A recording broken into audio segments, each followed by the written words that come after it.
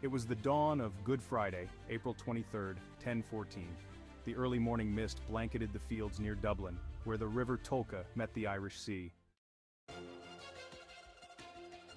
Birds stirred in the damp grasses, unaware that one of Ireland's most decisive battles, the Battle of Clontarf, was about to shape their homeland's destiny. The reigning High King of Ireland, Brian Boru, was known throughout the land as a wise and brave ruler. At 73, he was an elder by the standards of the time, yet still full of vigor. For years he had fought to unite the quarrelsome kingdoms of Ireland, battling against Viking invaders and Irish rival clans alike. His vision was of a unified Ireland where no foreign power could threaten the island's ancient lands. But this dream was under threat.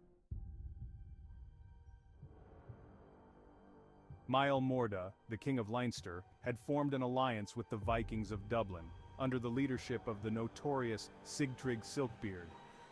Together, they sought to break Brian Boru's power and retain their independence from his rule. In response, Brian had gathered an army from all across Ireland, his own sons leading the charge with warriors from Connaught, Munster and Meath. As the sun rose, it lit the mass of warriors arrayed for battle. The sight was both terrifying and magnificent. Vikings in their gleaming chainmail and horned helmets, Irish warriors with iron swords and spears painted in ochre and wearing tunics dyed in earthy hues, war cries filled the air as both sides prepared to clash. The battle was brutal and raged throughout the day. The warriors on both sides fought fiercely, knowing that the future of Ireland hung in the balance. Brian Boru himself did not enter the fight, instead he retreated to his tent to pray for victory. Leading his troops was his son, Murchad, a skilled and fearless warrior who rallied the Irish forces. By afternoon, the tide of battle had turned in favor of Brian's army. Irish forces drove the Vikings and their allies back to the shores, where the retreating Vikings drowned in the waters or were cut down by the advancing Irish. Victory seemed assured. However, in a cruel twist of fate, a Viking warrior named Broder, who had managed to slip away from the main battle, found his way to Brian's tent. Despite the king's age, Brian was still a formidable presence, but he had been deep in prayer, unprepared for the ambush.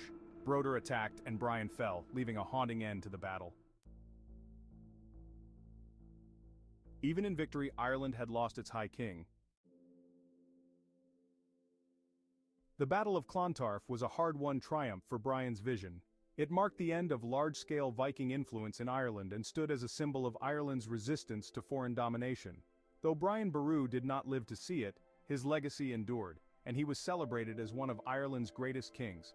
From that day forward, the clans of Ireland remembered the High King who had fought to unite them. Though they continued to feud and fight among themselves, the spirit of Clontarf lived on.